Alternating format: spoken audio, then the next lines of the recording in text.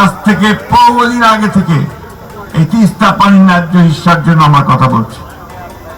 পাকিস্তান আমাদের পাকিস্তানিরা বলেছে, বাংলাদেশ হওয়ার পরে আমরা বলেছি। আওয়ামী লীগের সরকার আসলো, প্রথম দিকে সবাই ভাবলো যে ভারতের বন্ধু আওয়ামী লীগ, সুতরাং তিস্তার পানি বোধহয় এবার পাই যাবে, ঠিক না? নবদঙ্ক 15 বছরে বাংলাদেশ থেকে বেঁচে দিছে, তিস্তার 1 ফোঁটা পানি আনতে পারে নাই। শুধু তিস্তা নয় ভাই, 54টা নদী আছে যেগুলো ভারত থেকে আমাদের দেশে আসছে, সবগুলো নদীর উজানে তা বাঁধ দিয়ে দিয়েছে।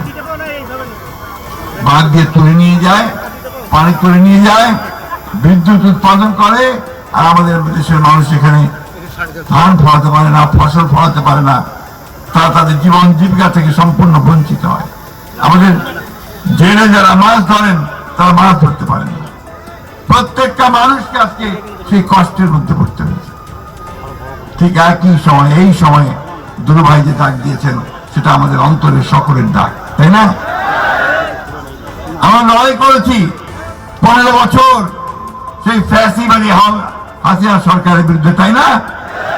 আমাদের ছেলেরা লড়াই করেছে 34 দিনের সকলের লড়াইয়ের মাধ্যমে পালিয়েছে। কোথায়? ওই ভারতে, তাই না?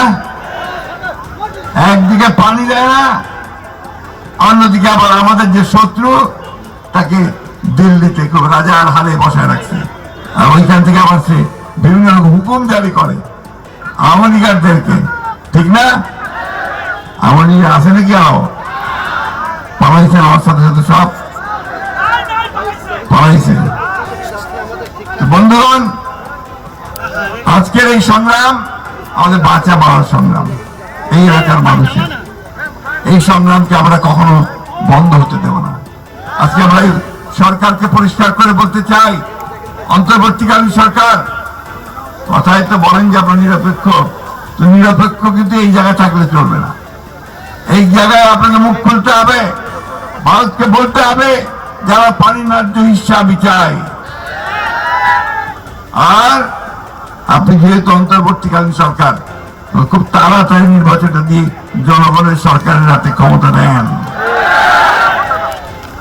ভারতকে পরিষ্কার করে বলতে চাই, আগেও বলেছি এখনো বলছি, বাংলাদেশের মানুষের সঙ্গে বন্ধুত্ব করতে চান তাহলে আগে তিস্তার পানি দেন, সীমান্তে গুলি করে হত্যা বন্ধ করেন, আর আমাদের সঙ্গে বড় দাদা মতন যে আচরণ সেটা বন্ধ করেন।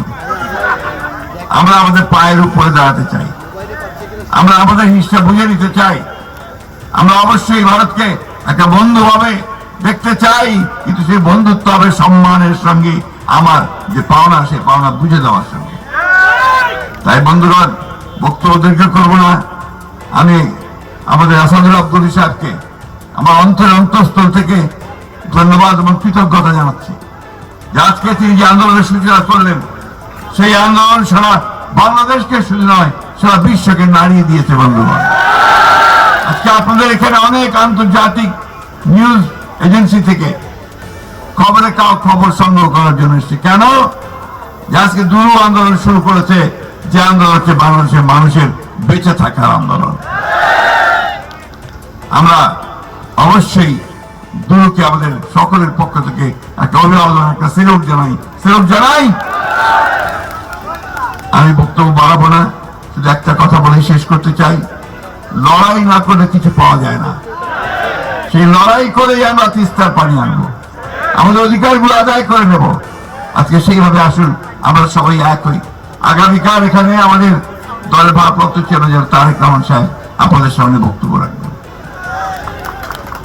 আমাদের জন্য অনেক আনন্দের কথা, আজকে তারেক রহমান সাহেব আমাদেরকে নেতৃত্ব দিচ্ছেন।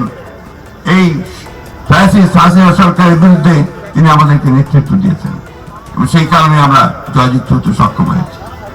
আজকে তিনি গোটা বাংলাদেশের মানুষকে ঐক্যবদ্ধ করছেন যে একটা গণতান্ত্রিক ব্যবস্থার জন্য। আমরা সেই একই কথা সরাসরি বলতে চাই যে আমরা 1971 সালে যে স্বাধীনতার যুদ্ধ করেছিলাম, পাকিস্তান সেনাবাহিনীর বিরুদ্ধে যুদ্ধ করেছিলাম, সেই যুদ্ধের মূল লক্ষ্যটাই ছিল একটা গণতান্ত্রিক ব্যবস্থা আমরা চাই। কয়েন ভাই কতবার ভোট দিতে পারেন নাই, পাইছিলেন ভোট দিবার? তো আমরা তো ওইটাই চাই, আমরা আমাদের ভোট দিয়ে আমাদের জনপ্রতিনিধি নির্বাচিত করতে চাই, যারা আমাদের কথা পার্লামেন্টে বলবে, সংসদে বলবে, সব জায়গায় বলবে, তাই না?